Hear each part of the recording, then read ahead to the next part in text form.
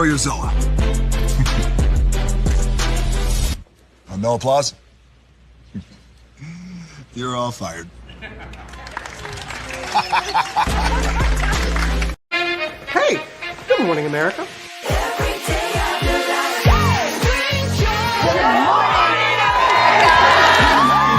Good morning, America. Good morning, America. Good morning, America. Money. Are you ready? They are ready. Covering the biggest events in the country right now. There's a lot going on here. It's always a good time. That's what the show's about. That's good. Really good. Very good. Coming in hot, Jimmy, coming in hot. It's far from elementary. Oh, good morning, America. I'm not going to try to strut like Michael or anything. I have known George a long, long time. Have you ever gotten him to dance? Look at that face. You don't just see it, you feel it. I'm in. I'm in. I'm in too. I'll be there. I am here and so happy. I'm in. I'm in too. I'm in. That tells you something when Snoop Dogg's in. Michael, George, Clara, Ginger. Prepare for a journey beyond imagination, beyond belief, beyond anything you've experienced before. Universal Epic Universe, a new theme park where you'll step through extraordinary portals to 5 immersive worlds. Prepare for a cosmic voyage of discovery, an isle of fire-breathing excitement, a shadowy world of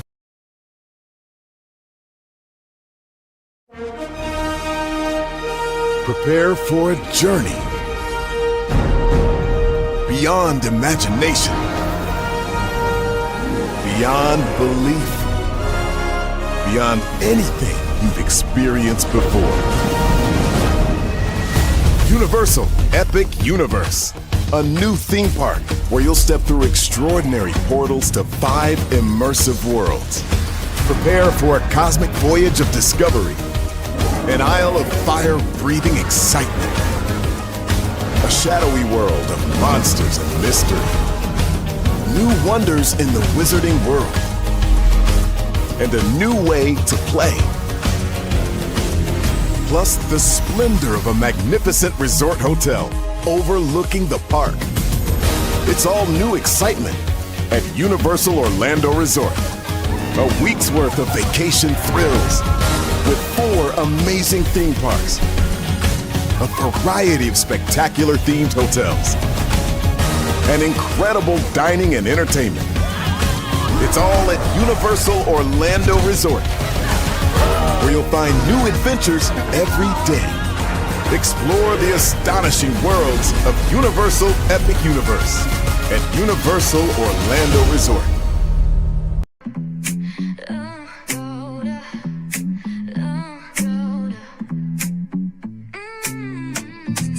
Lights go low, the city goes high.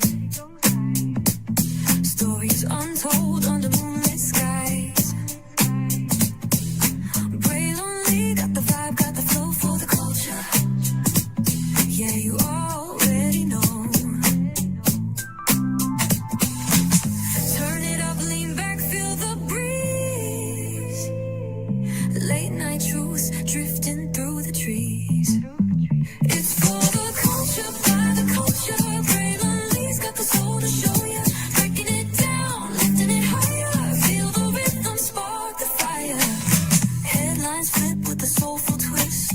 Behind the scenes where the magic sits. It's the heartbeat of the now and the then, where the story starts and never ends. Tune in, lean and feel the groove. Every moment, a vibe you can't lose. It's for the culture, by the culture. Pray lonely's got the soul to show ya. Breaking it down, lifting it higher. Feel the rhythm, spark the fire. To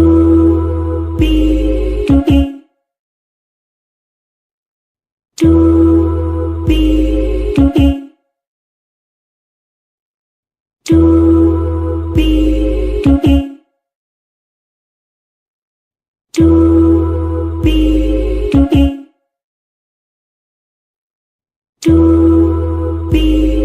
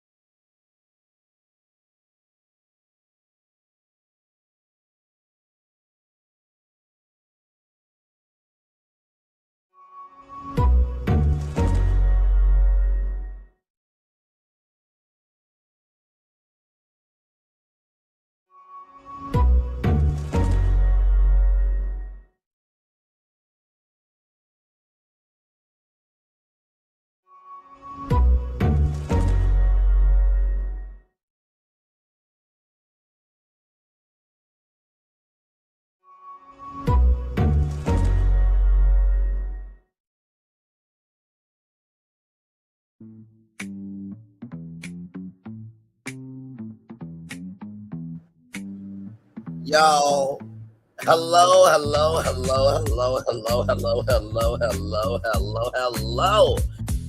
Ooh, Lordy, to you, and you. Welcome in, everybody. We're gonna have to talk about something from the top of the show, and I gotta give a shout out to Conscious TV because what Conscious TV posted as his top, I'm like, wait a minute, what the fuck? Y'all will understand why here in a minute. Okay, we're gonna start with that destination first, because that literally just formed as I was coming on the air to go on tour with y'all, okay?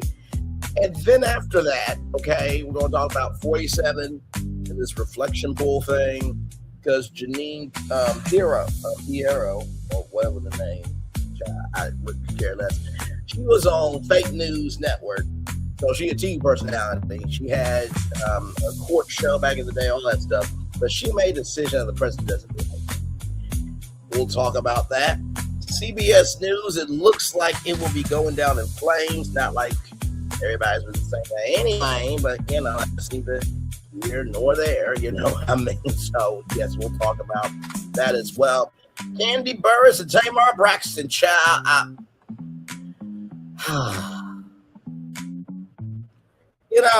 Like, what just happened to leaving people alone? You know what I mean? Like, whatever you think about, how can I put this? What you give, you will get back, right? And if you're always given the face of, hey, I'm the people, this, that, and third, but yet you're still doing stuff behind the scenes, it's going to come out, right?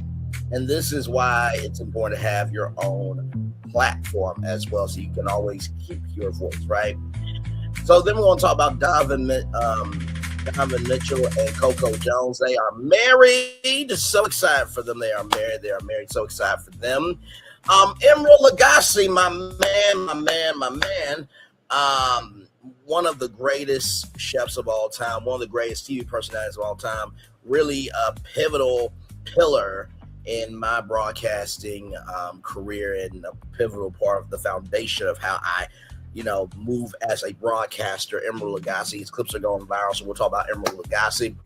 An update on the Las Vegas Sphere. As you guys know, I was about to say Wizard of Harry Potter, but the Wizard of Oz experience has been going crazy at the Sphere. So there's some new updates there that we'll talk about. InvestFest is on the way, everybody, but the Atlanta mayor has responded, to Earn Your Leisure. So we'll talk about that. And then Joe Jackson, Apparently, there's something about Joe Jackson that we'll get into.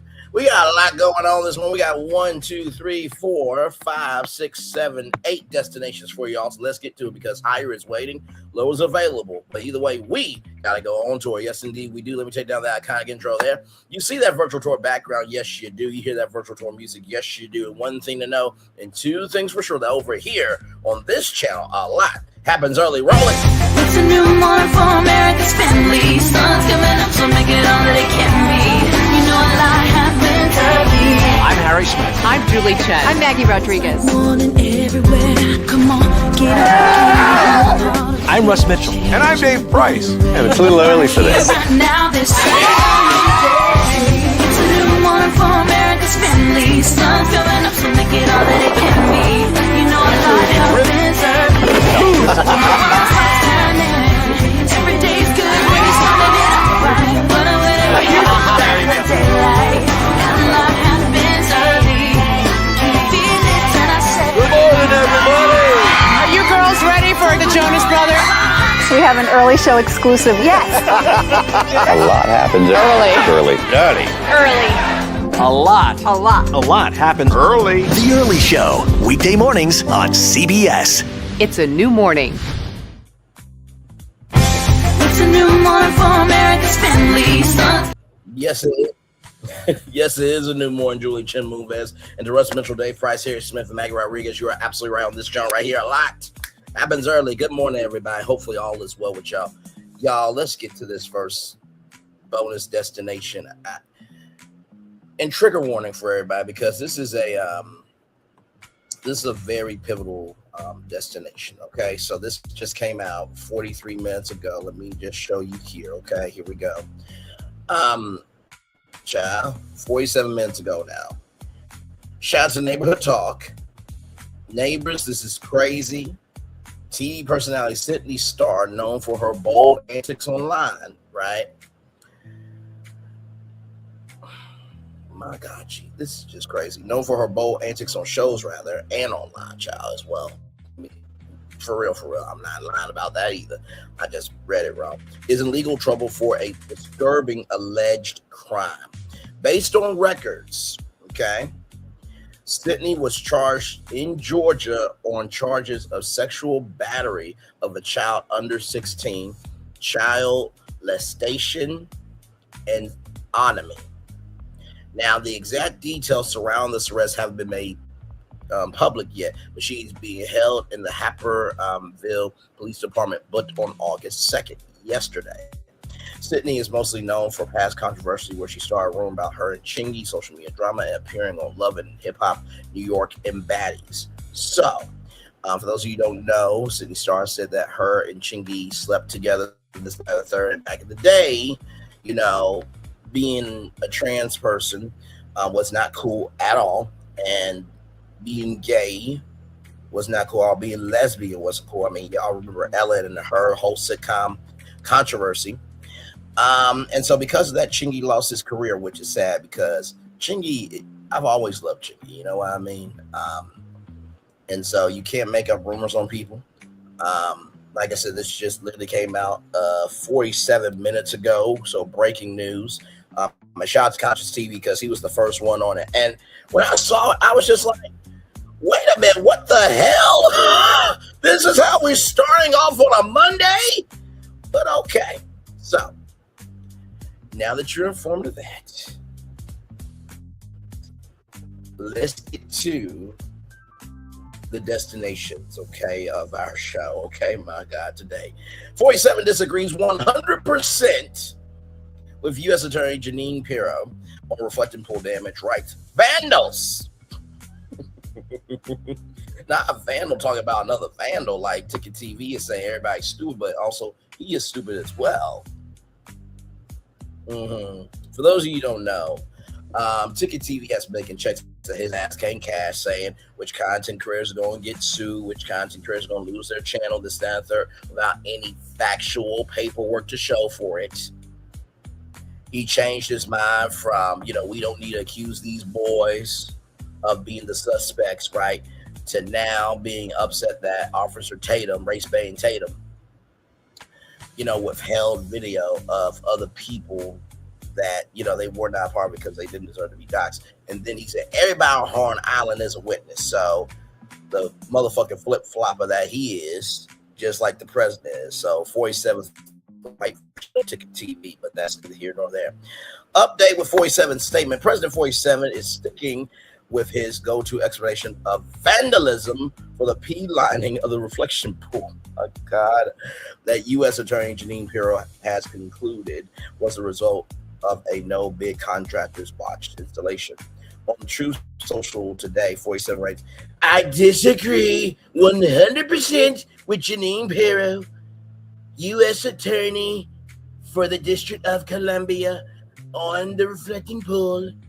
I don't know what she was thinking. To me, it was a pure case of vandalism that included the grass, which had a big 8647 emblazoned in giant letters on it, and other elements surrounding the area. There may have been some contractor difficulty, but the major damage was caused by vandals. President 47. 47 in the post is conflated the reflecting pool damage with an apparent marking of the number 8647 on the nearby National Mall last month. No evidence has been presented that the two situations were connected. 47 maintains that the number is a deletion threat. Sir.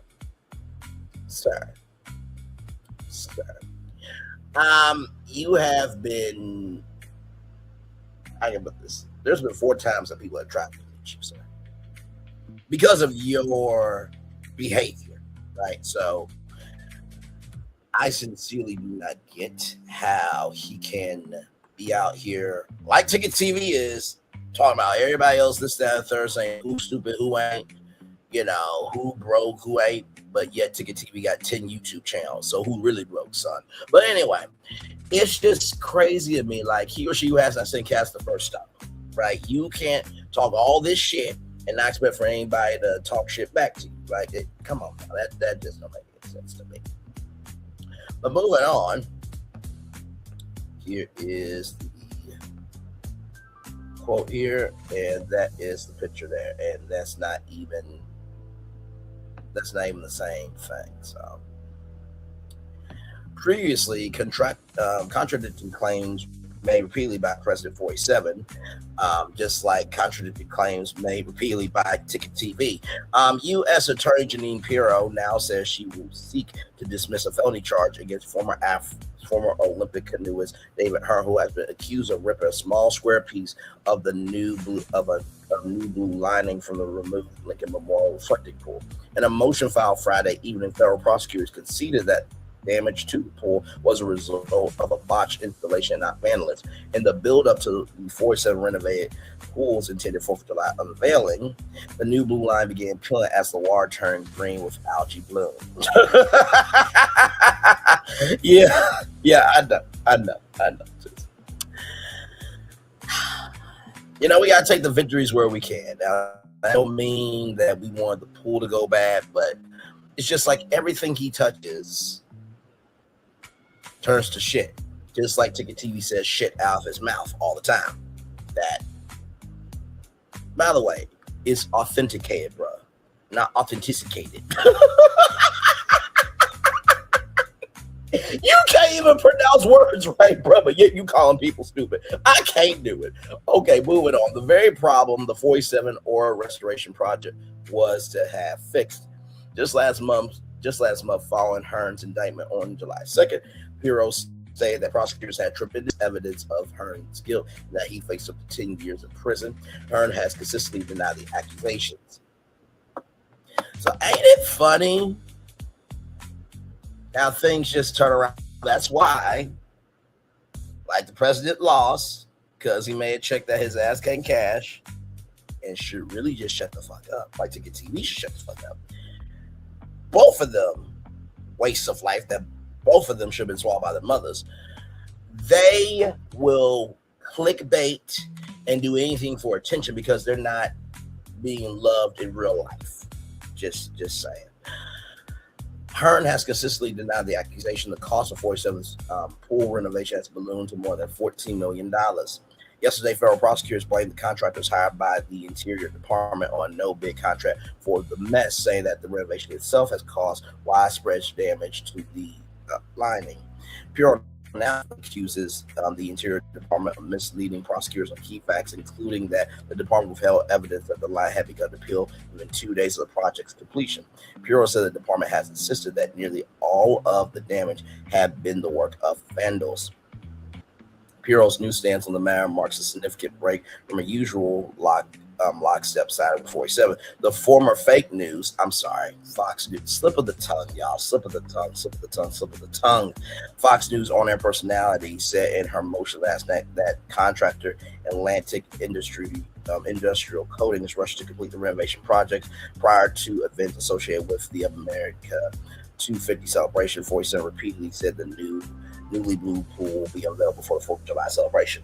So I'm sure that what happened was, Mr. President, we cannot rush this. If we do this, the pool's going to go bad. He said, I don't care, do it anyway. And then he's being a professional victim, like TKT is being a professional victim of saying that he's getting hate from the black community. No, you're not getting hate from the black community because people want to hate you. They're hating you because you're doing too much and you don't know everything and you're downing people and you're being mean, you're degrading people. But you can't say authenticated correctly. Okay. Given all this newly discovered information, Bureau writes, it is difficult to attribute the widespread damage to the reflected pool to vandalism of the 7 people that have been arrested on vandalism charges in connection to the pool. Only Hearn was charged with felony destruction of property. A trial was supposed to have started September 28th. On Friday, lawyers Hearn said in a statement that the dismissal of the charges does not erase the abuse of government power and arresting and charging a patriotic American who did nothing wrong. The government's approach was ready to fire. The administration owes Mr. Hearn an apology. It does, but they're not going to do it because that means 47 will have to admit, like TV will have to admit that he is a loser. Okay, moving on. Child, this next destination is. It makes you just sad, right? That you think journalism matters. I've been on the earth for 31 years. That'll be 32 years on Monday. Praise be unto God for that.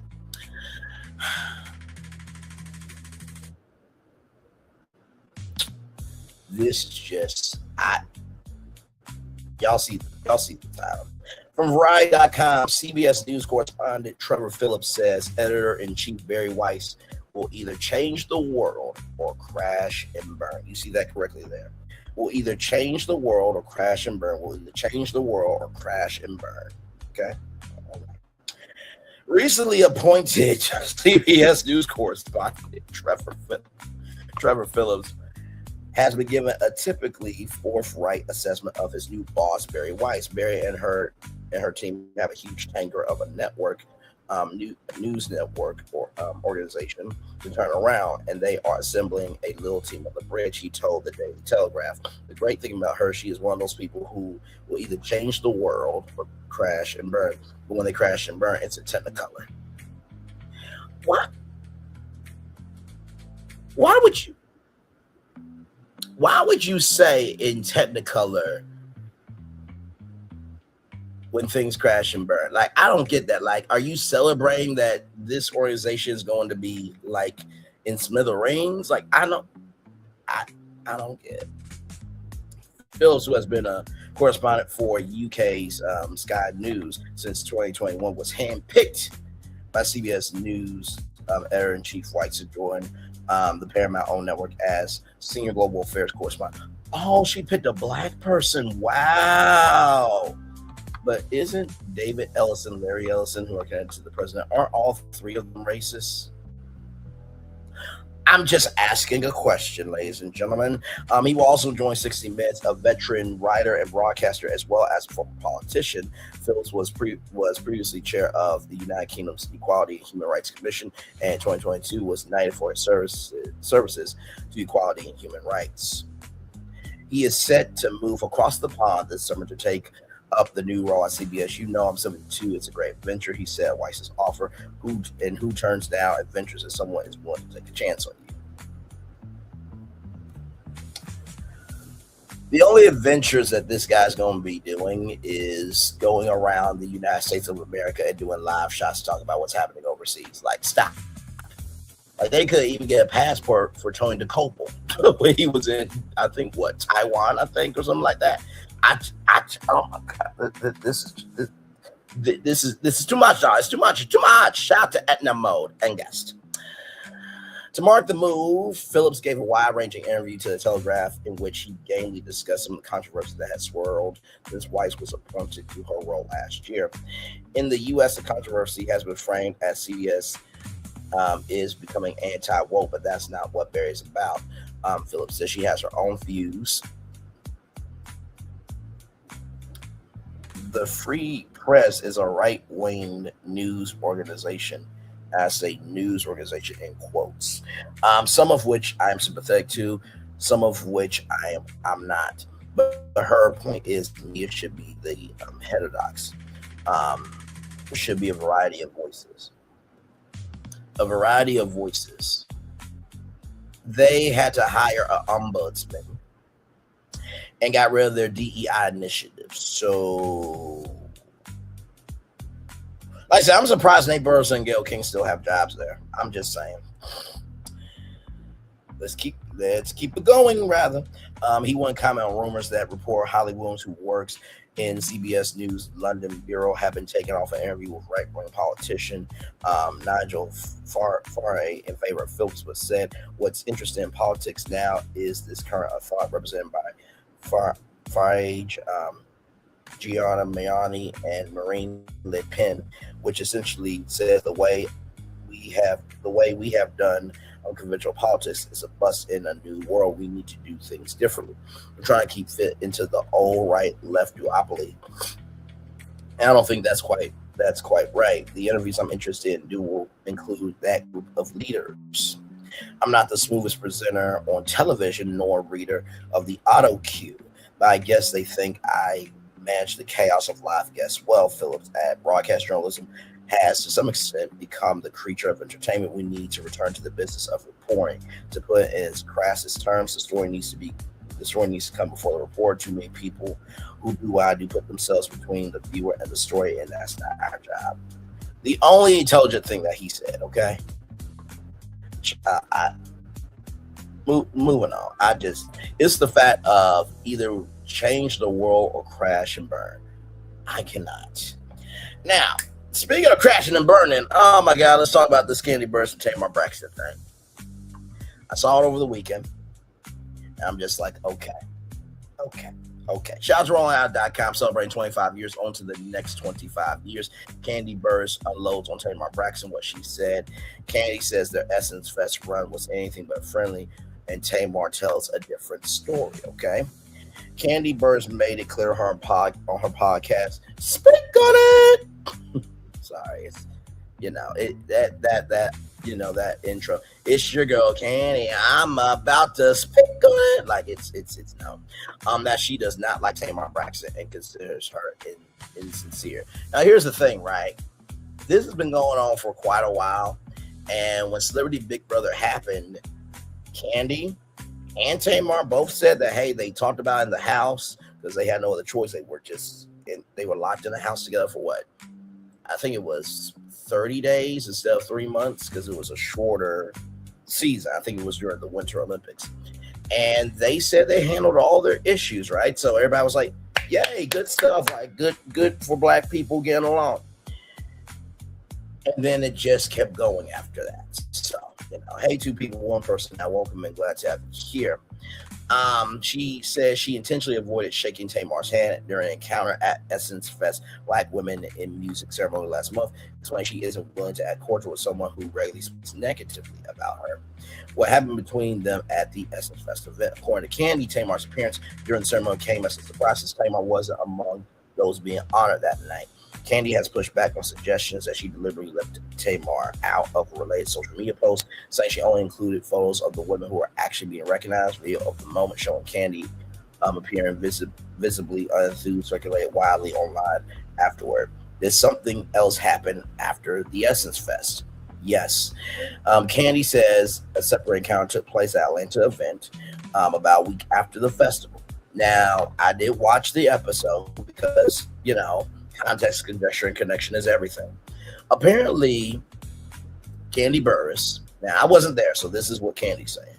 So Kandi Burruss went to this party of this person that she actually respects, which I'm like, oh my God, here we go. Actually respects, okay. And she walked in with a bag full of money. It was like a stripper club, birthday party, I guess. And Tamar has a man, allegedly. Don't know that for sure. But Tamar has a man. And, Tamar, as she was walking past Kandi, said, bitch, trying to talk to her and stuff.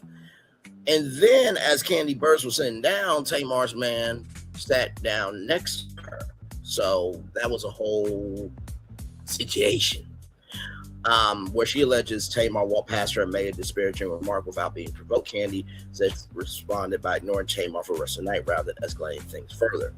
Why does Kandi think Tamar keeps bringing her up? Burruss suggests that Tamar's public relevance largely depends on conflicts with other people, implying Tamar draws attention by talking about her rather than through her own projects. Kandi, knowing that she has tried to move past her history before without success, and now she's focused on her own success rather than continuing the back and forth. How has Tamar responded to all this? Tamar addressed the situation on the Morning Hustle show. You mean the same morning show that L'Oreal girl got her ass whooped by Stacey Abrams?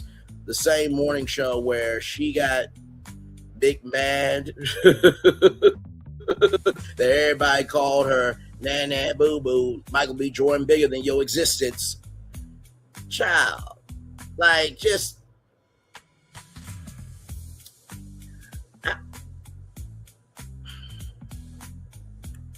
you could have went on the Breakfast Club and said this. The Breakfast Club is bigger than the Morning Hustle show. No disrespect to Kyle Santillian. He's actually a radio legend. No disrespect to the other brother. But L'Oreal, no. And the only reason why she went there is because of L'Oreal. Besides that, Tamar Braxton would not have won on that morning show. Moving on. Saying she holds no ill will towards Kandi and does not regret congratulating her at the event. She says she values peace in her life and does not want ongoing conflict, though she has also said she is willing to confront negativity directed at her. Tamar has characterized much of their online reaction to their encounter as exaggerated by social media commentary. Is the feud between them actually over? That remains unclear. Tamar maintains she has moved on, isn't interested in continuing any conflict. While Kandi's recent comments suggest she still feels that there's unresolved tension between them, particularly regarding the alleged remark made at the Atlanta event. The two have a history of public friction dating back to their early years as R&B artists, and neither side's account fully lines up with the other's version of events. What happens next? Both women continue to address the situation separately through their own platforms, with Burruss hinting that she may have more to share and Braxton continuing to promote her projects. Whether the dispute sells or continues to play out publicly remains to be seen. This is sad to me because Kandi Burruss is a legend, right? She got the first lifetime, housewife award at BravoCon. Although I feel like Nene Leakes also deserves that award as well. Let's be real about it, because she made the Housewives franchise famous. So, just saying. But Kandi was already famous, right? And then Tamar, right? We all remember when she said Jesus paved the way for me and not Toni Braxton. Tamar has a powerhouse voice. For the words of Ayala Van Zant, your behavior diminishes your message. Your behavior diminishes your message. Your behavior diminishes your message. And even K. Michelle said, when you are no more for your drama than your gift. So, I'm pulling for both of them, but Tamar's got to be still. Like, come on. You don't just unprovokingly call somebody a bitch. Now, I know what y'all are going to say. Braylon, you've been talking about Ticket TV here for a minute. No. Go back to that live stream where I show you his live chat pushing back against him. Okay? and then go to that live that I showed you about Officer Tatum and how I showed you Ticket TV showcased his whole ass. I don't just go after people to go after people. I do it because if you're saying something that's factually wrong, I call it out. Just like Lady Rose said, black men made black women feel uncomfortable at the Essence Festival of Culture. Like I said, maybe she should go to a lesbian convention, and maybe her husband did something wrong. The life sentence is being married to her. We don't know. And Mel Mitchell said, if you're not a man, if you're a man, don't speak about Essence and shut up. Meanwhile, 4 black men made Essence and the festival that her mother go to. So I go off on people over facts. And I always say, if what I'm saying ain't true, don't respond to me. But if you do respond to me, it must be true to some damn degree, a fifth, quarter, or a half of it. I really do be minding my business to the point where Wente Talks has this to say about her. Child, Redman over there doing his thing, minding his GD business, staying out of trouble, trying to get the folks some positive stuff to talk about, besides lying all the damn time. Child, Redman over there doing his thing, minding his GD business, staying out of trouble, trying to get the folks some positive stuff to talk about, besides lying all the damn time. Child, Redman over there doing his thing, minding his GD business, staying out of trouble, trying to get the folks some positive stuff to talk about, besides lying all the damn time. That's exactly what I've been doing. So let's keep going, y'all. Some good news here. Shout out to rollout.com, celebrating 25 years once again. Donovan Mitchell, Donovan Mitchell's web video is going viral. Here's why. A rarely public couple just gave fans an unexpected look at one of their biggest moments yet. And look at them! Look at them! They so cute! They so cute! They so cute! Oh, they're gonna have an amazing daughter that can sing and a son that can play basketball. But honestly, those two are so gifted. Their kids are gonna be gifted. Listen. I'm standing for them, okay? Donovan Mitchell and Coco Jones danced to Music Soul Child song Love for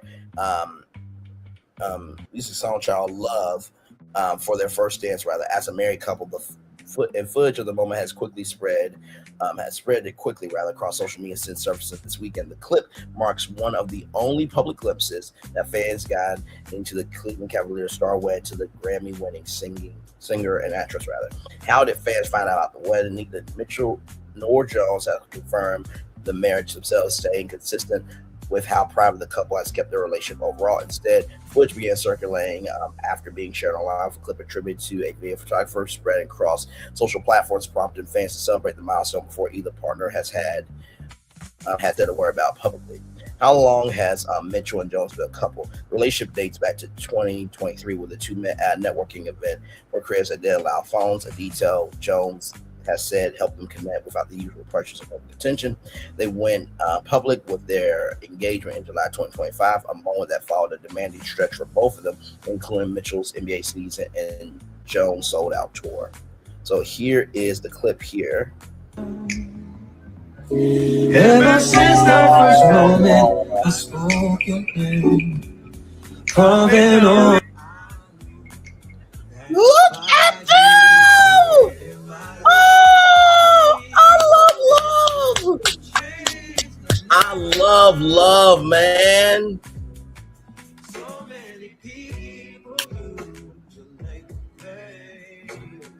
And look at that room, man. Just people happy to be happy. Oh my God, my heart swells with so much joy for this, man. And I know that sometimes when you go to win, they don't want any phones, right? But in the same token, I'm glad that clip came out because it goes to show that Black love is still real out here. You know what I mean? Sorry, yeah, that was beautiful. Why have they kept the relationship so private? Jones has spoken publicly has spoken before about wanting to protect parts of her personal life from public scrutiny, even while acknowledging that Mitchell has never been a secret in her life. She framed the privacy as a way of preserving of what feels authentic to her, distinguishing it from the parts of her career built around public attention. That approach appears to have carried through to the wedding itself, with the couple opting for a quiet ceremony rather than a public announcement. What Coco Jones has said about Mary and Mitchell, Jones has previously described the relationship as something far more significant than any professional milestone in her career, comparing the emotional weight of commitment to Mitchell against everything else she has built professionally. She has also credited their shared drive and demand careers with helping her feel understood in a way that she had experienced before, describing Mitchell as a steady support presence in her life.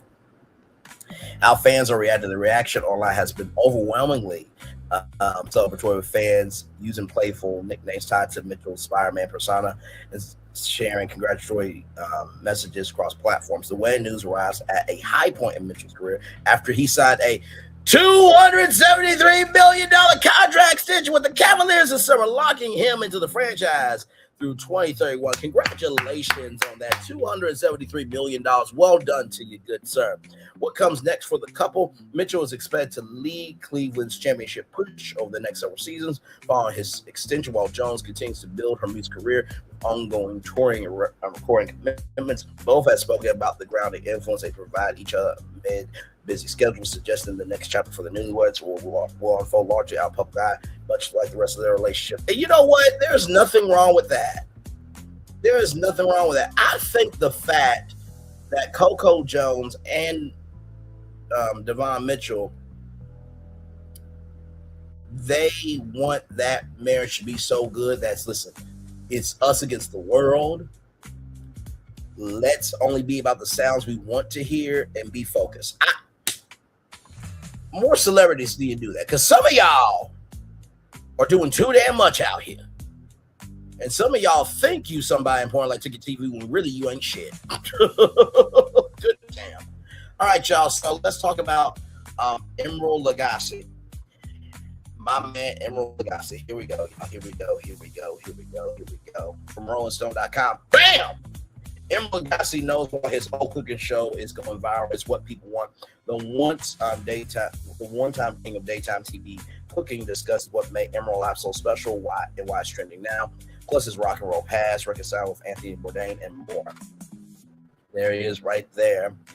The sounds returned unexpectedly last week. Sharp staccato burst by bygone era of culinary entertainment, interrupting the quick cutting shuffle vertical veils that chronicle the creation of the next viral garlicky, citrusy, beany, arbory, brothy, whatever. Let's kick it up a notch. 48 cloves of garlic. Actually, we're gonna add 2 beers in the loudest of all. Bam!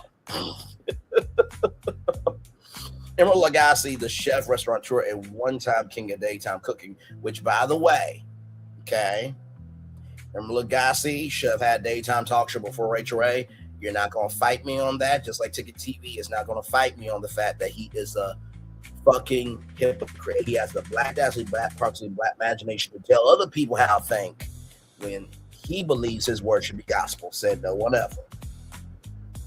Moving on. Like all the most delightful internet phenomenons, this one appears to have been launched by a random poster who simply opined, "I'm watching old Emeril Lagasse episodes and holy shit, I'm devastated I missed out on being in that studio audience." An accompanying clip of Lagasse grating a potato racked up more than 3 million views and over 50,000 likes on Twitter, because it wasn't just a video of Lagasse grating potato. It was Lagasse grating potato while expounding on the importance of starch, proclaiming in his thick Fall River, Massachusetts accent, "You want the starch." You know, they're always saying, "Hey, no, we don't want the starch. You want the starch." The audience begins to hoot and holler in agreement. "Give me the starch." Prompted Lagasse to throw up his hands. "Well, let's take a vote. Do we want the starch?" The crowd goes wild. So here we go. Is we're going to start making a little potato cake. Watch this. You take some fresh potato like this. You want the starch. You know, they're always saying, "Hey, no, we don't want the starch." You want the starch. That's right. Well, let's take a vote. Do we want the starch? What's up, white guy? Give me that starch, motherfucker. Give it now. Give it now. Oh my God, that was hilarious, bro. Oh my God. You know what? Let's watch it 2 more times, man. That was hilarious. Is we're gonna start making a little potato cake. Watch this. You take some fresh potato like this. You want the starch. You know, they're always saying, hey, no, we don't want the starch. You want the starch. That's right. Well, let's take a vote. Do we want the starch? All right. Oh, one more time. Oh my God, this is so good. Is we're gonna start making a little potato cake. Watch this. You take some fresh potato like this. You want the starch. Oh, he was part of the, you know, they're always saying, hey, no, we don't want the starch. Okay. You want the starch. That's right. Well, let's take a vote. Do we want the starch? All right. More clips began to circulate as folks started digging through the robust archive on Lagasse's YouTube. The chef even threw up a reaction to the video in which he cheekily watched a montage of himself set to Abba's The Winner Takes All in the deadpan. That's some good shit. Wait a minute. What? Hang on, wait. Let's see here. Where's the compilation?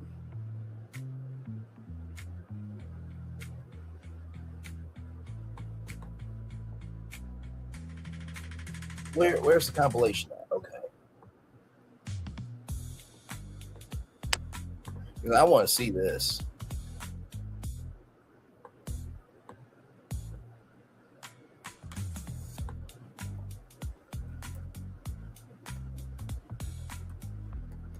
Oh my God. EM. Because I want to see this.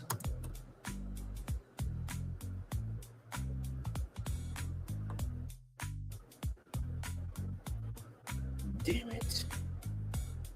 Is it on his YouTube channel?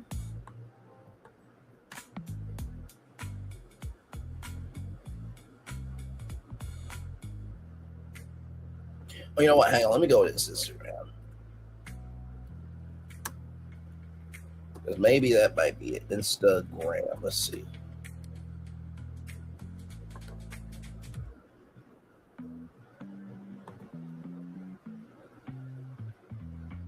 I would love to meet him in person one day. That would just be a dream come true. It really would be. Oh, here it is. It was on Instagram. Okay, here we go, y'all. Here we go. Here we go.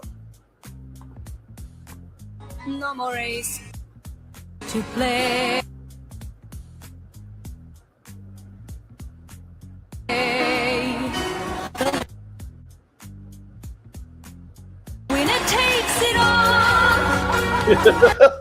Oh, Emeril being a scientist. Oh my God.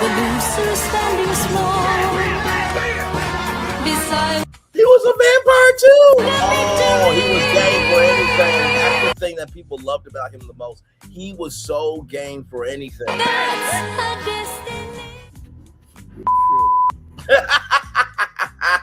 I think this comment summed it up the most. Being 12 years old and watching a show brought so much happiness. I even printed some recipes from Food Network because you were my TV uncle. Till this day, Emeril is still my uncle. That's exactly how I feel. Oh, that was so sweet.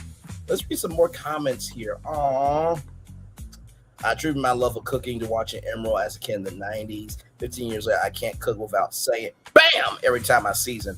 I didn't get to spend much time with my dad, but I do remember 2 things on TV with him, Emeril and Shark Week. Those memories will be forever with me. Bro had so much riz that he got actual scripted sitcom. Emeril, you inspire me to be a cook. Now I'm a sous chef at a Michelin star restaurant. Come through. But it all started with me being 5 years old, yelling at the TV, yelling BAM at the TV. You're a real legend. Oh my God, just I remember being a kid and watching everyone go insane go insane for his cooking show. Literally, my group chats are flooded with Emeril Live content. Love it. Watch great memories of watching your show with my dad. Learn the joy, excitement of cooking. The world needs another studio audience show at Emeril. Let me tell you something. When I get into Hollywood, we're bringing back Emeril Live. I don't give a damn uckerish about it. We're bringing Emeril Live back. Hey, my friend, long time no see. I hope all is well. Good to see you. A lot been going on in the world, but it's good to see you. I love you, value, embrace you all. CC is a virtual tour traveler for sure. We actually virtually met because it was a destination that I covered. And there was one thing I got wrong, not on purpose though, because as y'all know, I'm responsible for what I say. Okay, unlike other people like Ticket TV, but that's neither here nor there. But and other people, like people who get notices that they don't know how to create original content on YouTube. That's neither here nor there either. But with that said, she informed me, hey, you don't have everything. I was responsible, and we have been family ever since. So love you, love you, love you. Cece's been here for some very big moments. I think one of the biggest moments was the Netflix news, the Netflix Bro news, and I broke down everything the morning of. Okay, go back and watch that live after this one though. But no, like I said, it's so good to see you. Love you, value, appreciate you so much. You're good people as always. And love you, of course. Like I said, when I get in Hollywood, we're bringing back Emeril Live. Okay, I'm gonna be the announcer. All right. Because let me tell you something. I don't talk about Good Morning America. I don't talk about Slime Time Live. But Emeril Lagasse, he made cooking fun. He made it fun. He's adventurous, but also he just don't give a fuck. And he's about utilizing discovery as a tool. And so it would be a privilege under the Brainly Virtual Tour brand to bring back, Emeril Live. Like, even with all the shows that I want to do on television, I will gladly make the time, energy, and the commitment to be the announcer on Emeril Live to come back. Absolutely. Y'all, let's move on before I get too emotional, child. Chan was Rolling Stone on Monday. Like I say, seemed both amused and excited by the resurgence, but he was also with the confidence of a man who made more than 1,600 episodes of a hit TV show unsurprised. I think it's pretty cool. I think that it's certainly what people want. He says, when I sat with Emeril Live, I just wanted to teach people how to cook. There's a generation that watched that show and really learned, yet enjoyed the entertainment factor. And I think that went away for a while. Other cooking competition shows and food shows came in, but I don't think there was anything that was quite like Emeril Live, where there was music, there was food, there was the artists. I really fed off the artists, the band. I just had fun and did my thing. And you did it well, good sir. Lagasse has a point. There was a gluttonous amount of food content out there waiting to be devoured, but none of it is like Emeril Live. And honestly, tell you the truth, you know how Chef Gordon Ramsay is like up there? Like, this was our Chef Gordon Ramsay before Chef Gordon Ramsay. Like, just say, I'm sure that Chef Gordon Ramsay knows who Emeril Lagasse is. Okay, listen. Wolfgang Puck and Emeril Lagasse, I think they collaborate several times too. But yes. And honestly, I know I said I would do Jilly Jill and Bray Bray's Grown and Chillin' Night. But honestly, Bray Bray's and MM's, guys' night. Oh my God. Can you imagine like Emeril doing the cooking, me doing the eating and all that, like me and Emeril doing a show together, just like how Snoop Dogg and Martha Stewart does their potluck show. Oh my God, the funnest time. I'm with Emeril Lagasse, motherfuckers. Do you see this shit? Bam.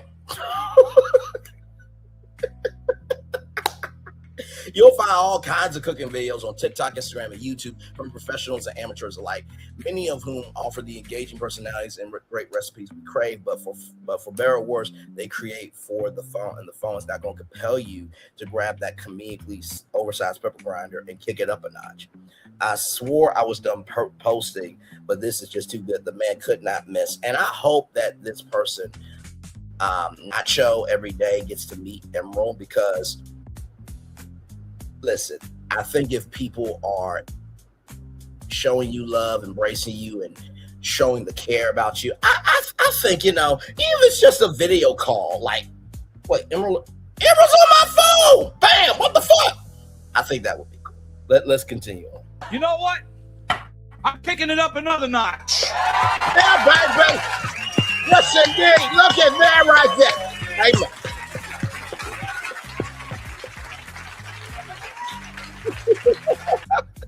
Okay, just two more times, y'all. Just two more. You know what? This is I'm kicking it up another notch. This is like my childhood coming back. Come on, guys.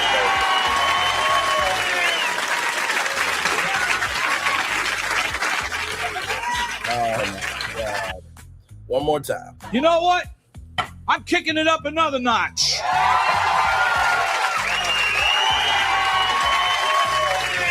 Now, right there, you're probably wondering, what is that? That right there in that bottom corner is a feedback monitor. So if you ever get a tour of a news station, right, you will see that with a teleprompter. I think some studios still have camera operators, and shout out to those stations that do, because that is a whole job and an actual floor director. Now, there's some studios that they have robot cameras, but you have the teleprompter here, so it's a camera, but inside the camera is a teleprompter. But at the bottom is a feedback monitor, right? So it's a closed circuit, connection, right, for the anchors to see themselves in real time, and that feed is what goes out in real time. And then, of course, the cameras keep rolling during commercial break and everything else. So, but just wanted to show that right there.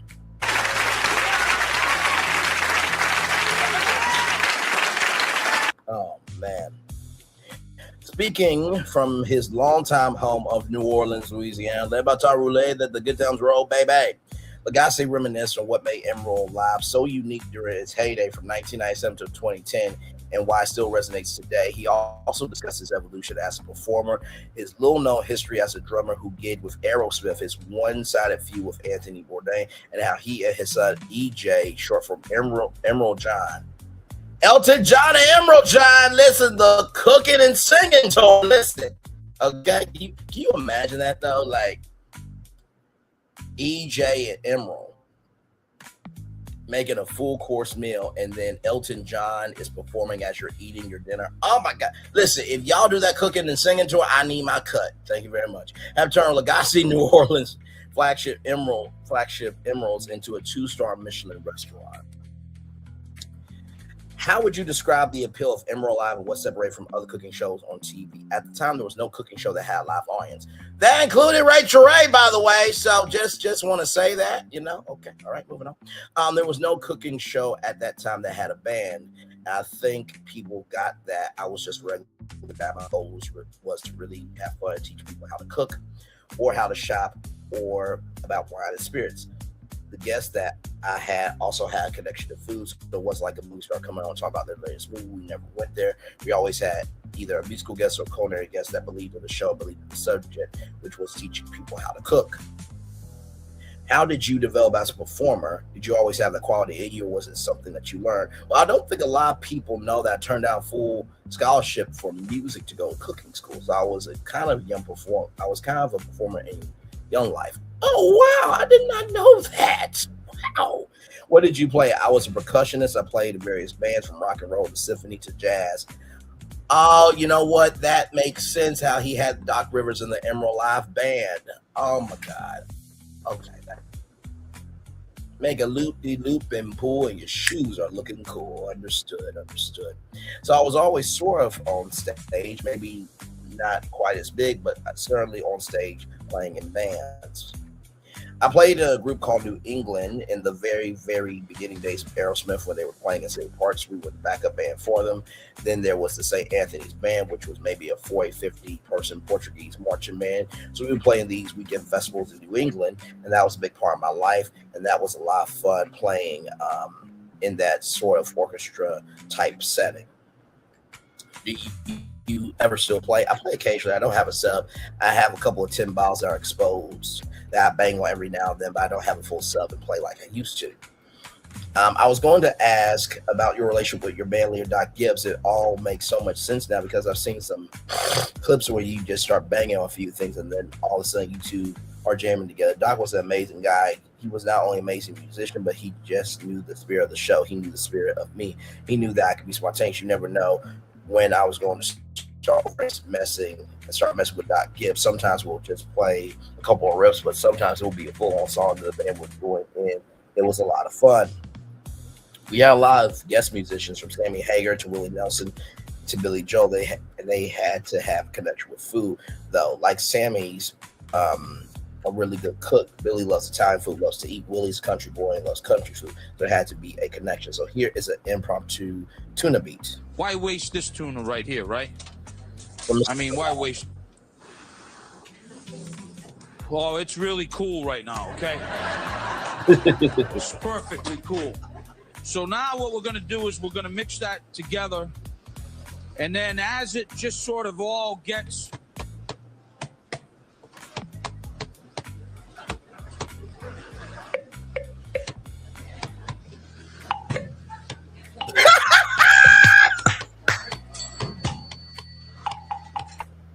Hey!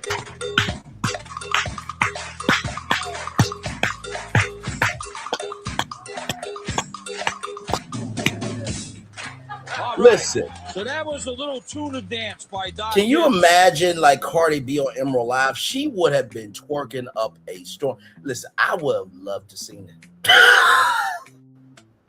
Cardi B a fine one. We ain't gonna sit up here and not say that, okay? I mean, why waste? Oh my God. Well, it's really cool right now, okay? It's perfectly cool. So now what we're going to do is we're going to mix that together. And then as it just sort of all gets...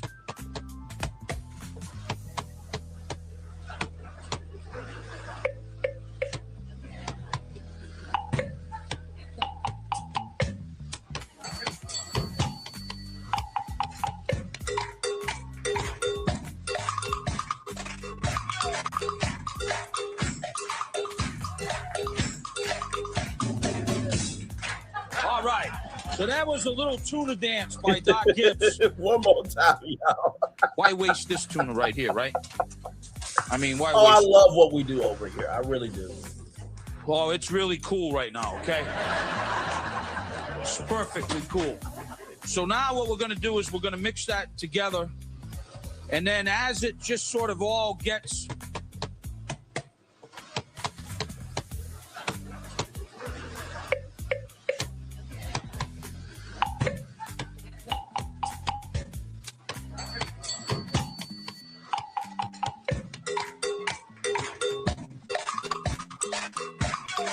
Get it.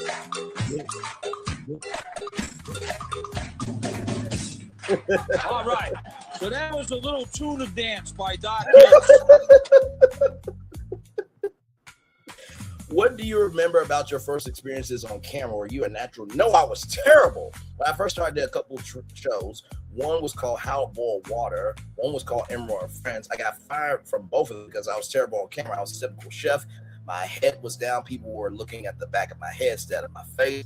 And then I started doing Essence of Emeril. I realized that there had to be this connection with the camera. If I could connect with the camera, then I knew I was connecting with people at home. And that was the whole turning point. Once I figured that out, it became very much easier.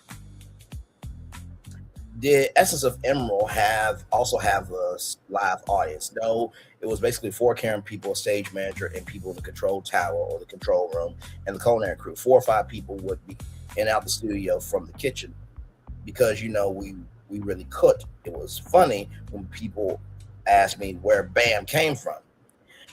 I was shooting 8 shows a day.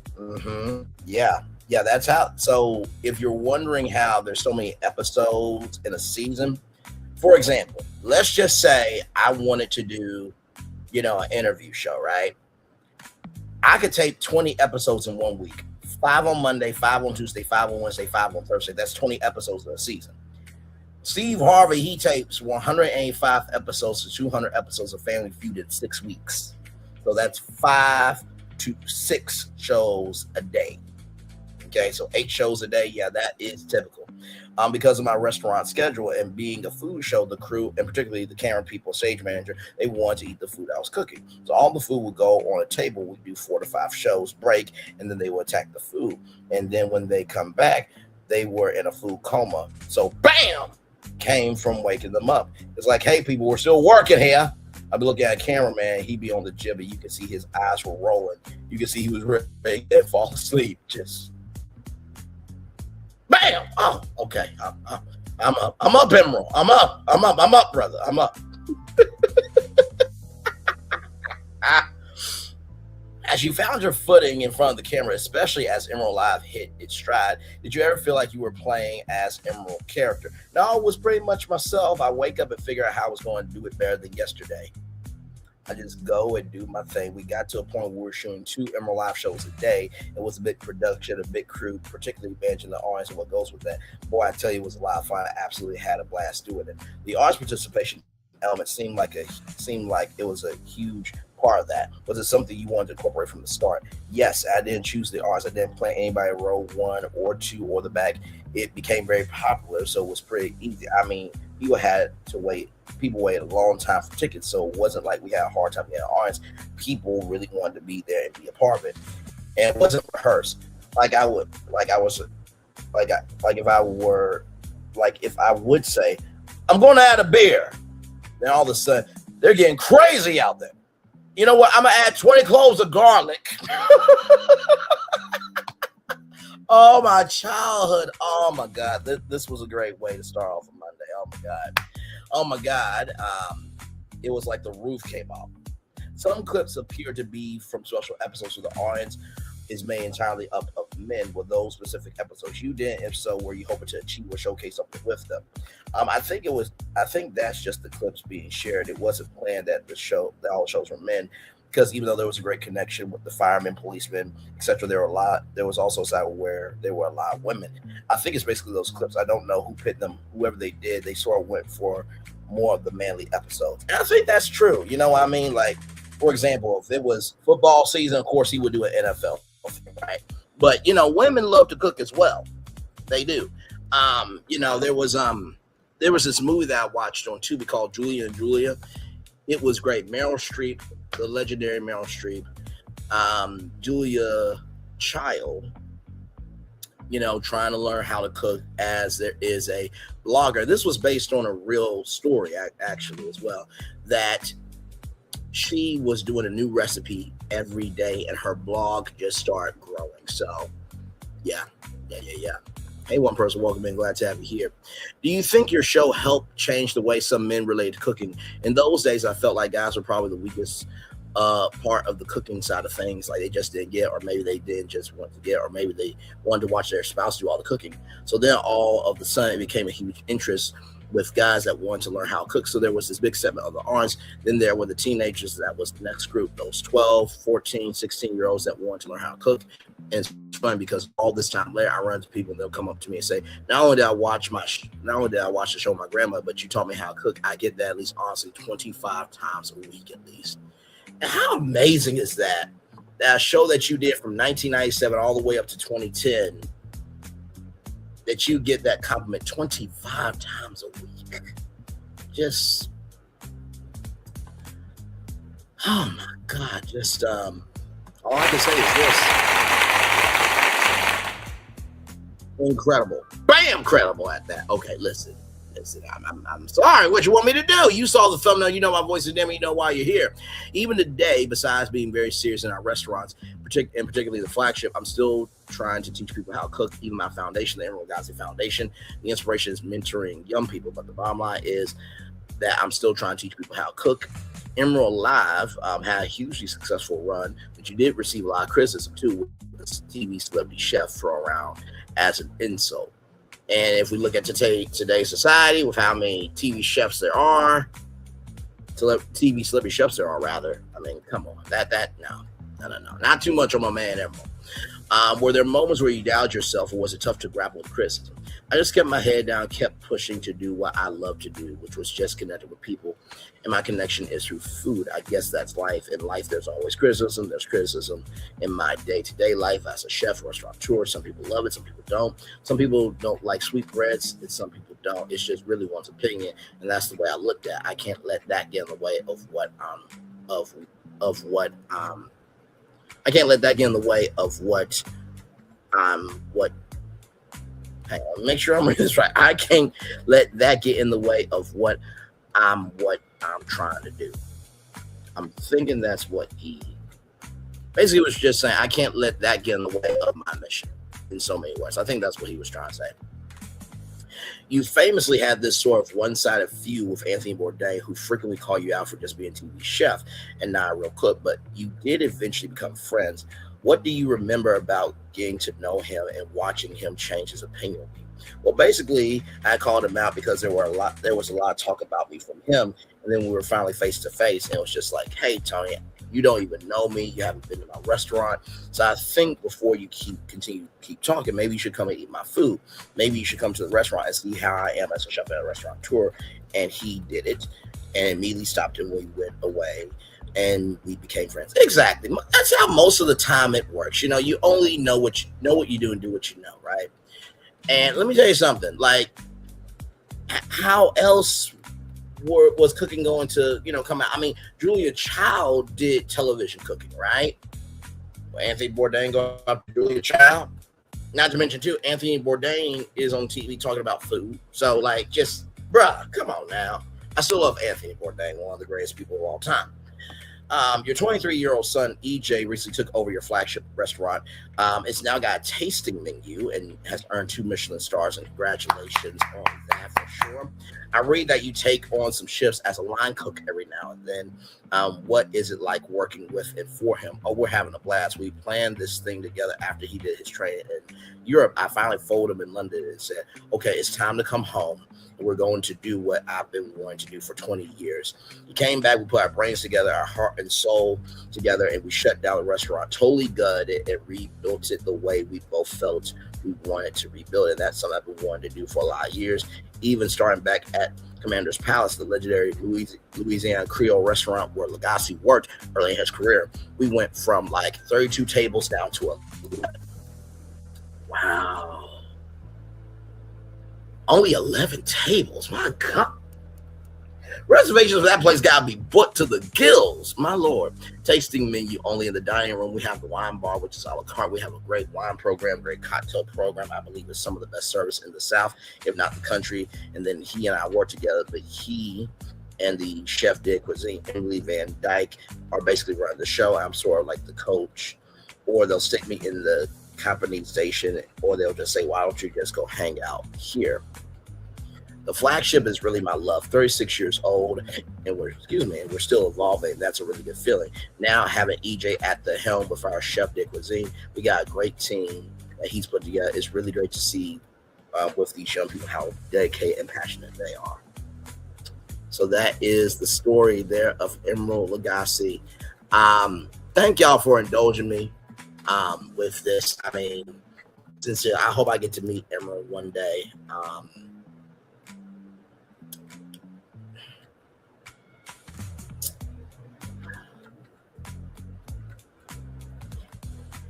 And, I guess, in a way, Emeril inspires me, you know what I mean, with my personality of how exaggerated I am sometimes.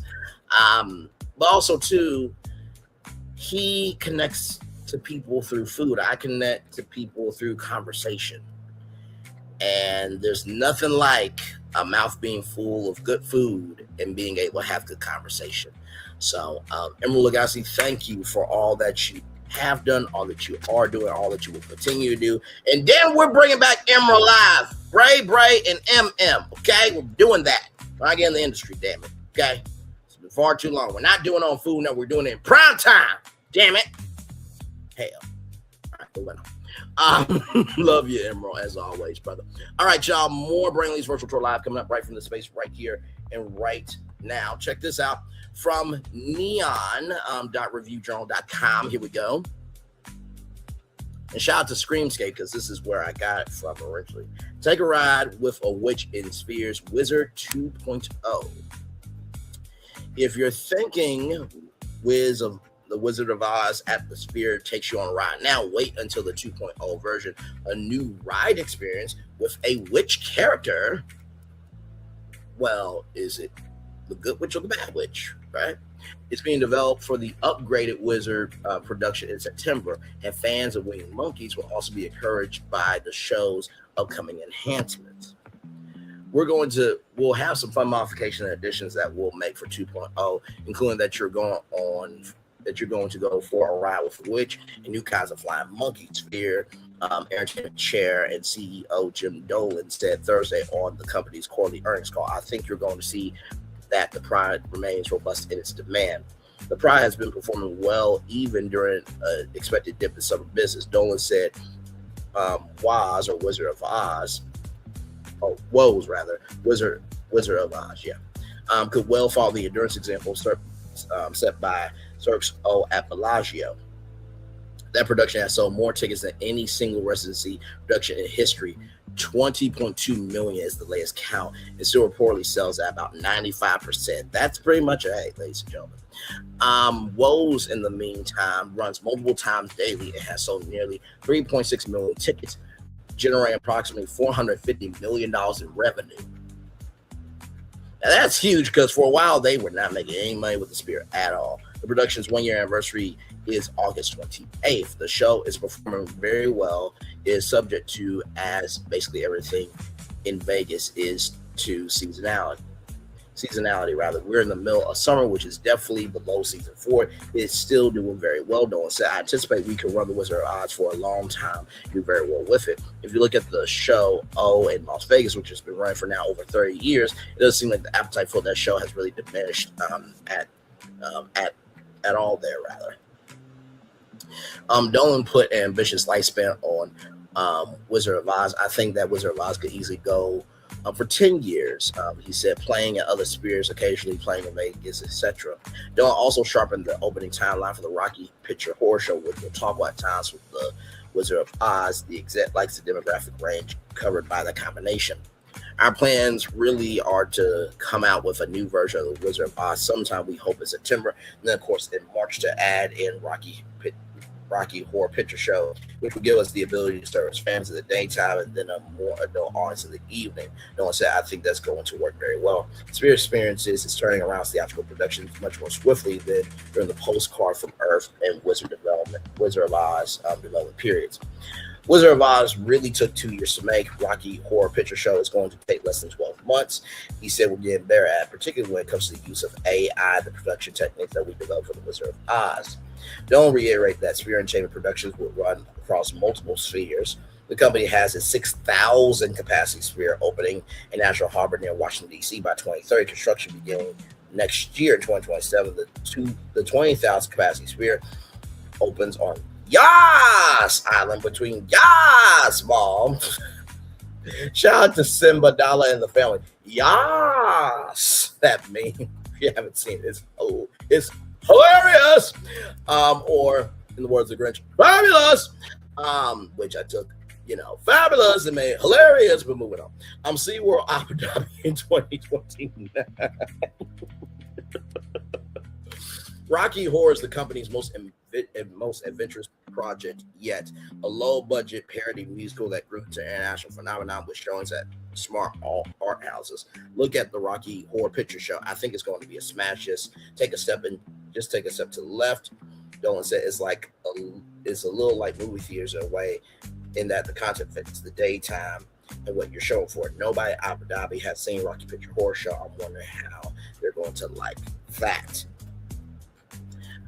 As we're saying, with everything else in the Sphere, we want to be in that audience. So that is everything there. I think that this is a good idea for them to be able to have a experience for daytime and nighttime. The biggest thing is you don't want to be so locked in. Now, listen, The O at Bellagio, like Jim Dolan said, has been there for 30 years. Personally, I think turning the Sphere into Club Sphere and making it like a club environment, I think will be cool. You can have chill zones where people don't want to, get up and go dancing. That's cool. You can have a DJ inside the Sphere with the 6,000 seats, and you can do fog and projections and all that type of stuff. I think doing Club Sphere will actually make them a lot more money. But if it ain't broke, don't fix it. So that's my take on that. All right, y'all. More Brainley's virtual tour live coming up right from the space right here and right now. So InvestFest, right? InvestFest is on the way. Let's see here. Let me go back here. So I want y'all to hear this because I think this is really important here.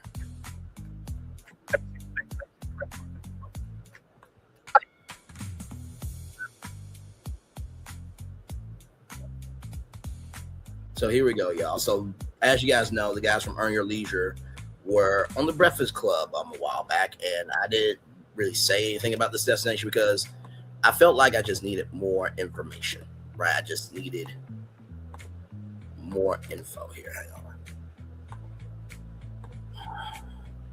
I hate when they autoplay on it. There we go. Okay, that's what I'm looking for. All right, here we go. Stop it. Instagram. All right, InvestFest the other day, and I was thinking, do you just keep it in Atlanta, kind of like how Essence just keeps it in New Orleans? Like, is it just one thing that it always stays there, or do you say, you know what, we take it to another city? Its home has been Atlanta for obviously for the 6 years.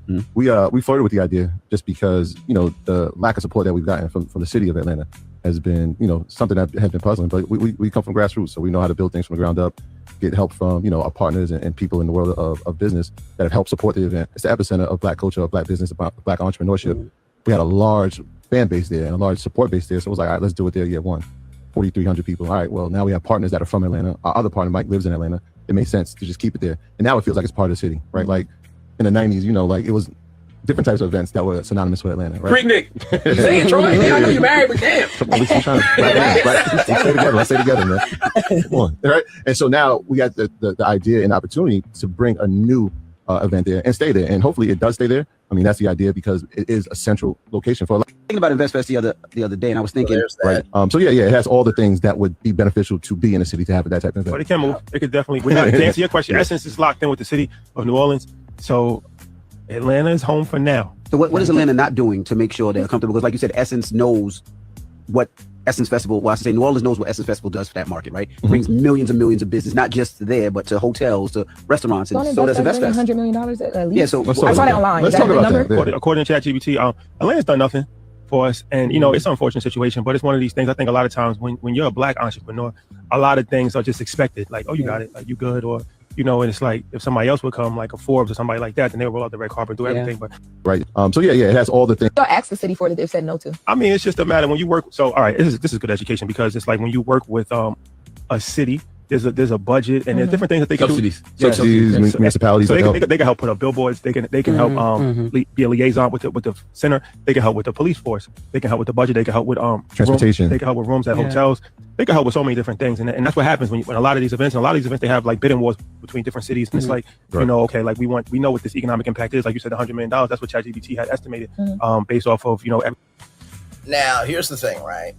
It's one thing to utilize ChatGPT as a jump off point, but not the main point. As you guys know, with BFP Imaginary, myself, Phil Florentin, we utilize AI because none of us are wealthy to be able to go out here and to try any of the things that we pitch to y'all. So we utilize AI visuals to showcase what we're trying to convey to y'all.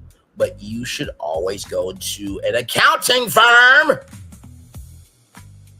because AI is only going to regurgitate what you put into it. Moving on. Everything, the amount of people that we have, and then the vendors that come into play too. So it's a whole economic, empowerment. Like we talk about economic empowerment, that's really economic empowerment on so many different levels. Not even mentioning the pitch competition. So I'm not 100% sure why Atlanta has not done anything, but you know, we came into this independent. We put our own money up. You know, it cost $4 million to run InvestFest, and we get a minimal amount of sponsorships. That's another issue that we can talk about if you want. But to me, that's concerning because it's 25,000 people that come. It's one of the largest events in the world when it comes to business. Y'all asked the city for it, they've said no to. They would have at least 100 different sponsors in every single bank and every single credit card company. But we gotta, you know, it's because y'all black. They understand financial literacy conferences when it comes to white people. When it's a black event, they like, and it's past the proof of concept stage. Absolutely. Right? Like we in year 6, we had over 70,000 people last year, and you're talking about large corporations that are headquartered in the city of Atlanta, right? You're talking about Delta, which headquarters are in Atlanta. We're in a Coca-Cola venue. Coca-Cola is not part of the event. You're talking about Home Depot, right? Arthur Blank owns the stadium, right? All these companies. Have you spoken to those people of Coca-Cola? We've reached out to everybody, right? And it's the same thing to a point where they had competitors saying like, we want to be a part of it. So, and that's the thing, like you're in a Coca-Cola venue, you can't have any other company, right? So when Pepsi says, hey, PepsiCo wants to reach out, well, we're in their venue, so we can't really, you know, affiliate with that. So you just start looking at the space and you're wondering like, how is this happening, right? Are we missing something? And so the thing is, like I said, with grassroots, we know how to build, right? We know the importance of it, so we just keep going. But yeah, man, it becomes frustrating and it becomes puzzling because you want to continue the thing. You obviously see the vision, you see the people that it's helping, but when there's a lack of support from corporations and from the city, it's like, all right, how many times are we gonna have to just keep climbing this mountain before somebody realizes the value there? So there it is there. Now this is what the mayor had to say. I mean, right about InvestFest. No matter what substantive conversation they want to have, you ain't got to go to New York radio to talk about ATL. Like that sound backwards. And then if you think you trying to start a bidding war, everything in New York costs 3 times as much. And InvestFest is 25,000 people. 20,000 of them live in Atlanta or Metro Atlanta, so they don't use a hotel room, they don't rent a car and all that kind of stuff. So you want to think that your target audience, which is black folks of success and of note, it's Atlanta. So, you know, let's lock in on what a future looks like. Let's come up with a community benefits package, because I ain't just, you know, you charge a lot for people to go to InvestFest. So if you want to get city support in that, let's talk about what actually supports the city. And I have great conversations with everybody. So that's what the mayor had to say, right? Especially right. So right here, this is from Blessed Little Bungalow on Threads. And by the way, face card is beautiful, looking like an older Haley Bailey. Indeed. As an Atlanta resident and someone that has attended Earn Your Leisure's InvestFest 3 times and has a ticket for this year, this national interview felt irresponsible and oozed entitlement. Atlanta has its issues, but supporting black businesses is not one of them. I'm pretty sure they actually reached out to Andre for Atlanta and applied specific initiatives through the city of Atlanta, Georgia. During these 6 years, they'll see different results. I do agree with that. Closed mouths don't get fed. Tony Rapley, also on Threads. People are out here discussing whether the city of Atlanta should support InvestFest. And I love for the focus to be on how Earn Your Leisure has given and continues to give grifters a platform to prey on the underserved and uninformed. Child, there are some Earn Your Leisure expose videos on YouTube that ooh, buddy. Moving on. It's Nikki Glaington on Instagram here. We have one of the most approachable administrations in Atlanta. They generally enjoy hosting events that bring people an opportunity to our city. If you have an initiative, try to get across the finish line. There are plenty of people willing to make a call and help open the right doors. That's especially true for something like InvestFest. I am Tala Wajid. No Atlanta corporate sponsors. Could there be? Because there's less than 90% dancing, singing, and entertainment in a building full of black people. Tens of thousands of black men and women come looking to learn financial literacy, gain tools, and knowledge to uplift themselves and communities. That behavior is not celebrated or supported by a lot of corporations. Dre Slays, to this day, I still don't know what the actual vision of InvestFest is. It just seems like a conference about lecturing people to invest. I've known people who've gone there, and it just felt like a network marketing event, rather, where you just talk to a bunch of people and then you just leave. I asked him what they learned, and they just can never describe it. I wanted to go twice and then just gave up because it felt like what I just described. Lavish Lay says, what do they want Atlanta to do? What exactly does InvestFest bring to Atlanta? The city isn't already doing for themselves. Black Ellie Woods, shout out to the new Legally Blonde series on Amazon. Looks like it's doing really well from what I've seen. I didn't hear a direct answer to Lauren's question What had they asked the city of Atlanta for that the city said no to?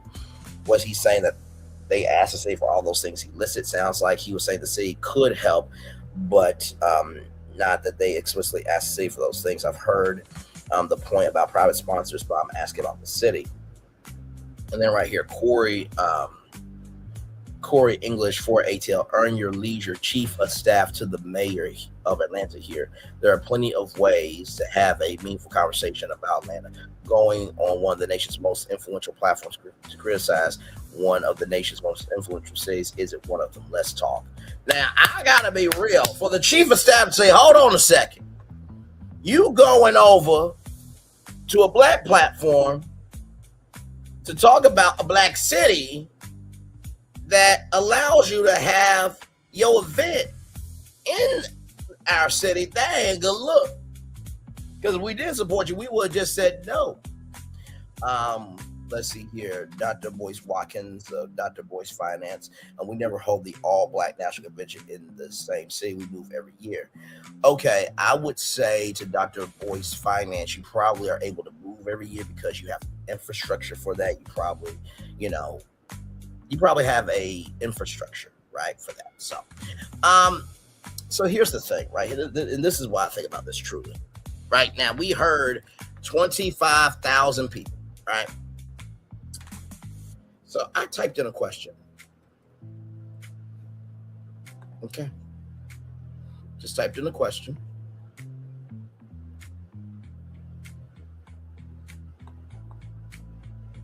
And I just want y'all to see this, right?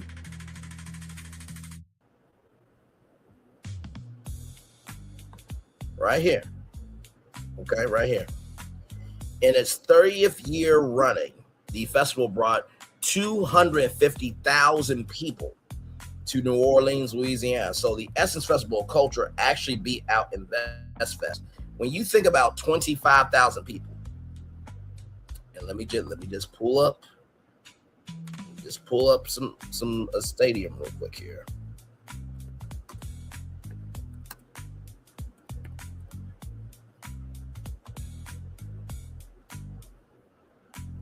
So right here, State Farm Arena has, right?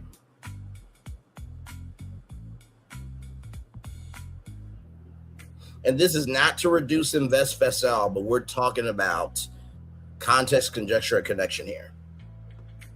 The State Farm Arena has capacity of 16,888 people.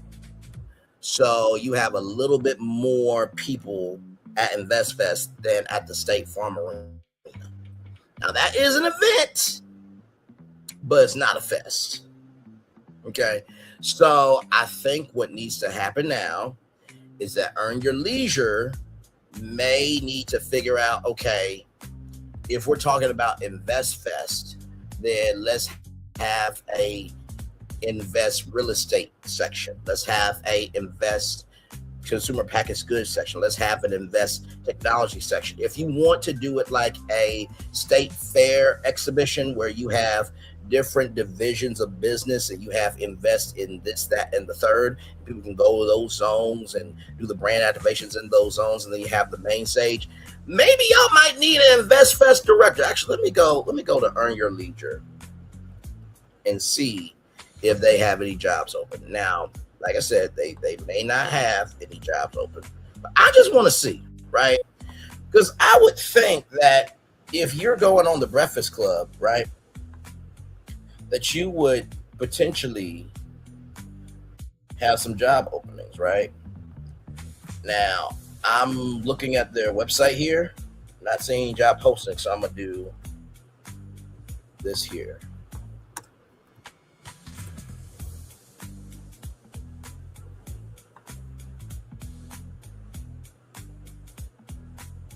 I'm gonna go LinkedIn here.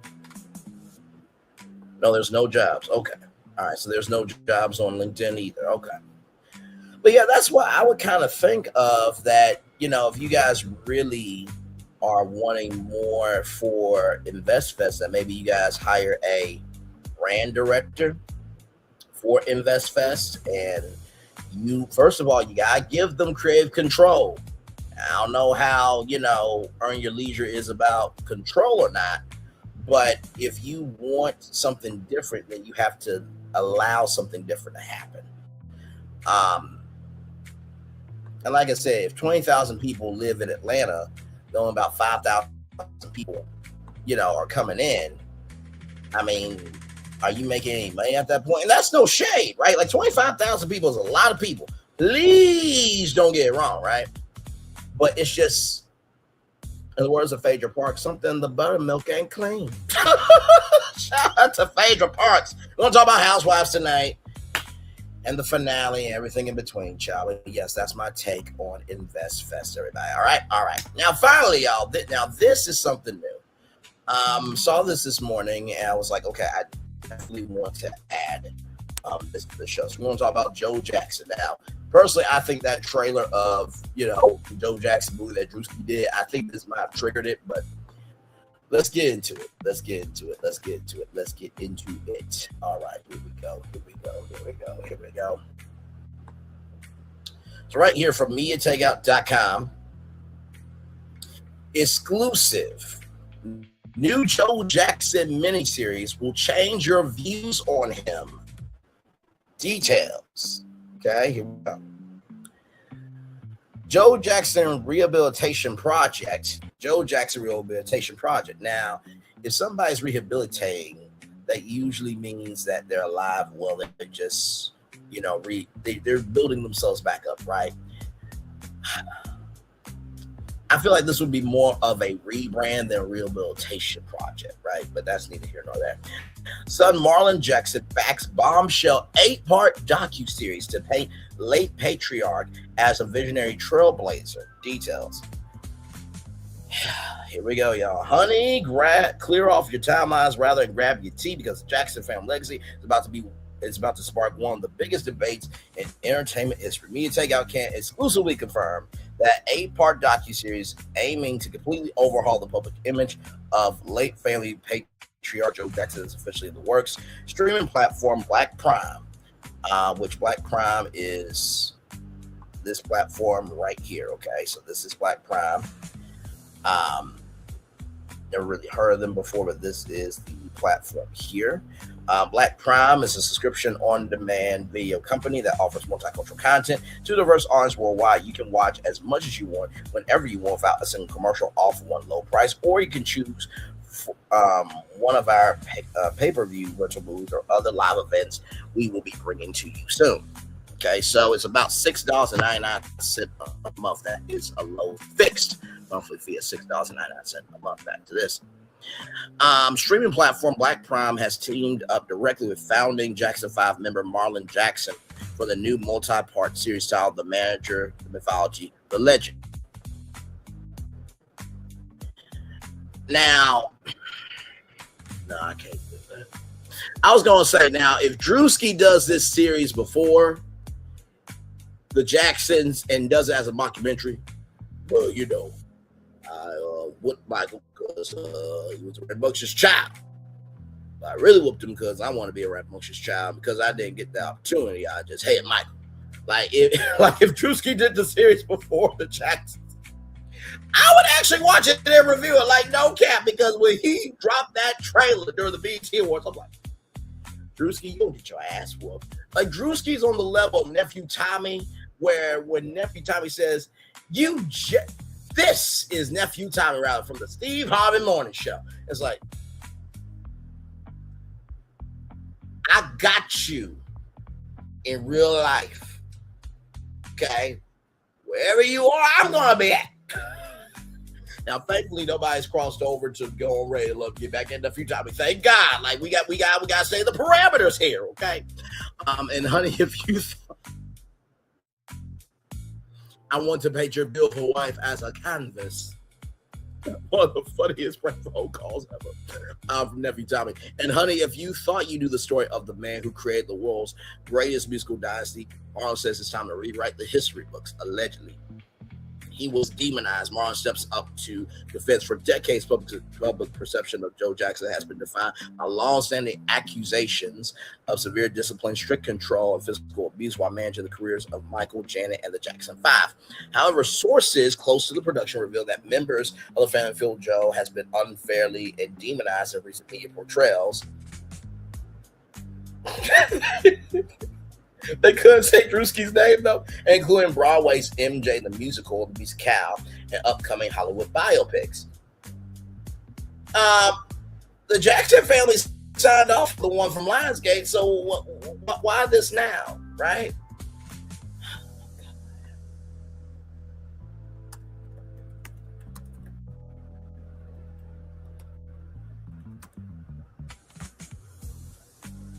Okay, so as you guys know, there was a whole thing with Randy Jackson being Dan Jackson's manager, and that he is a pro 47 person and everything in between. And there was a whole controversy with Dan Jackson saying some things. Oh my Lord, based on Randy's judgment, but that's neither here nor there. I wonder if Randy has anything to do with this as well, but that's neither here nor there. Now Marlon Jackson is narrating and collaborating on the development of the 8-part series to tell the other side of the story. Marlon broke his silence on the emotional project, sharing how thrilled he is to finally set the record straight. Our father's life is replete with triumphs and challenges, and we firmly believe that this series will offer a distinctive and accurate portrayal, or accurate is in the eye of the beholder, of the man behind our family, Marlon expressed. We are thrilled to share my father's indelible legacy with fans worldwide, granting them an intimate glimpse on the remarkable individual we all knew and loved. I'm sorry, like Michael gave all his fortune to his mama, so I lie you tell. Moving on, Inside the Manager, the Mythology and the Legend docuseries recap titled The Manager, the Mythology, the Legend Network / Outlet Prime. Format 8 episode season 1, multi-season commitment. Multi-season commitment. Oh my God. Drewski about me out here doing Joe the series on YouTube. Oh my God. He collaborated with Marlon Jackson, the sixth child, Joseph and Catherine Angle, reframing Joe as a visionary trailblazer. According to executives at Black Prime, the series will delve into Joe's early life in Gary, Indiana, and he also has some ties to Arkansas as well, everybody, my home state. Yeah, I know. His unwavering ambition to lift his children out of poverty and the high-stakes pressure that turned a Midwestern household into global icons. A grounded reality check. Honey, let's look at this situation directly like a supportive, grounded peer, not a rigid lecturer. It is totally understandable for the children to want to honor the sacrifices and visionary drive of their father, especially when he helped launch global icons like Michael and Janet Jackson. However, balancing a father's legendary accomplishments as a manager with the real pain experienced behind closed doors during those intense childhood years is a delicate line to walk. Fans and pop culture historians are already preparing for massive online debates once the first episodes air. We'll keep our notifications permanently locked to Black Prime to drop the official premiere dates and trailer drop time. So stay completely locked into Media Takeout, honey. What do you think about Marlon Jackson backing a docuseries shape his father's legacy? It's time for a new perspective, or can history not be changed? Let's talk about it in the comments below. So, and then they read. Hang on, wait a minute. Did y'all do the article twice? Y'all did do the article. What the hell, bro? Oh my God. They redid the article twice. Okay. I'm sorry. You never know what's going to happen when we're live on tour. I think that, of course, there's another side, but the question is, should there be another side when you've done so much wrong? That's the real question, right? So we shall see. When I saw this, I'm just like, what? This is happening? Okay, then. So yeah, we did that, all of that rather, in 1 hour, 43 minutes and 33 seconds. Not too bad for a show. Not too bad. Not bad. Yes, indeed. There. Let's see if I can get y'all a positive news story. Yes, indeed. Here.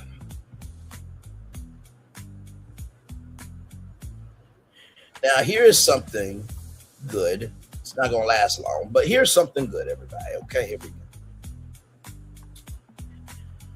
Ray J reunites with Sister Brandy, my best friend since I was born. The singer-entrepreneur shared video of siblings smiling together during a reunion in Atlanta, calling Brandy his best friend since I was born. Alongside the clip, Ray J wrote, in ATL, my best friend since I was born. At Brandy, love you for life, even in my afterlife. Thank you for everything. Brandy quickly returned the love in the comments. Ryan, love you, bro. After that press video, I've come to the conclusion that Brandy and Ray J are more alike than we originally thought, and that's okay. LOL, glad that they've reunited. So let's see this, everybody. Here we go. Look who it is. Ah! Up here with a Band-Aid on. Yes, for shits and giggles.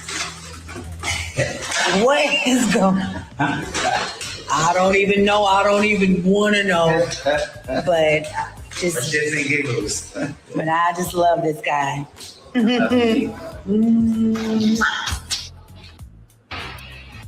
Now that was nice. That was nice. That was very, very nice. Right here, the thing is, she does love him, but when he messes up, she keeps her distance. Brandy has been trying to get Ray J to hold himself accountable for his actions, and never stuck. That's true. He's her spoiled little brother. No matter how many times they fall, their bond is strong. The one thing I can say is that he loves his sister out loud. That is true. Reunites their brother and sister around each other all the time. You've always been right here by my side. I'll call you my best friend, Brandy B. A surprise visit from her brother. I wish they did an album or tour together. Let's not wish that buffoonery upon Black Cinderella Brandy. Thank you very much. Y'all, I'm gonna turn off my camera now because we done the whole show for an hour. Yes, we have, y'all. Y'all, that's it for the show. I thank y'all for being here. Another great show. I'm not gonna lie, finding the destinations for this one was a little bit difficult, but of course, as you guys know, I know how to keep up with things. Like I said, tonight, roll up. We're talking about the season finale aired last night. We got some things to get into with them. And then, of course, tonight, we're going to be talking about a story. I was waiting for a statement from somebody. And that person did not want to provide a statement, but they were appreciative that I did reach out and was very thoughtful in my note, because the destination rather that we're going to be talking about, it's very real, and also too, this person is connected to a particular company, so we'll get to that at 8:30. But when I bring that company up, just know I like to do the right thing by people, especially if I know them. Now, if I don't know them, I will always do my best to do the right thing by being thorough in my research, because it doesn't make any sense to talk about things and not have the full totality of a story, right? So, and with that being said, one love, much love, all love. I feel the love and send it right back to you. And I'll see you guys back here tonight at 6 p.m. for Roll, and then at 8:30 we're talking about David Clough. Child, wait till you hear about this one. Jesus. All right, love you all. Bye-bye. Peace. I thought I should tell you, they've been talking about you. Yeah, they've been talking about you.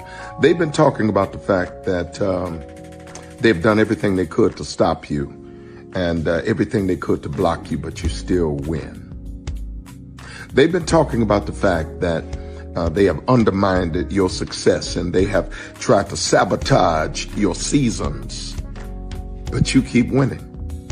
They've been talking about the fact that even though they don't like each other, they get together to try to kill you, but you keep winning.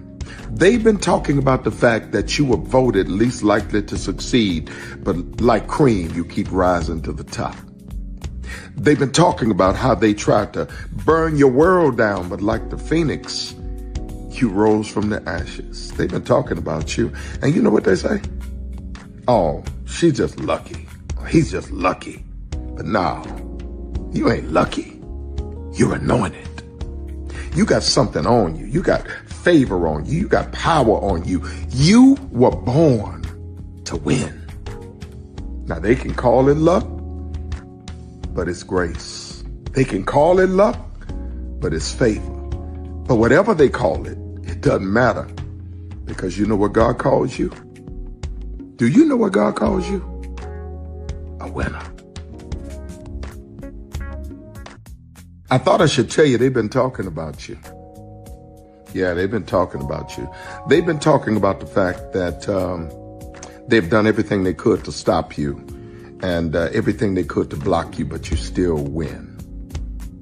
They've been talking about the fact that they have undermined your success and they have tried to sabotage your seasons, but you keep winning.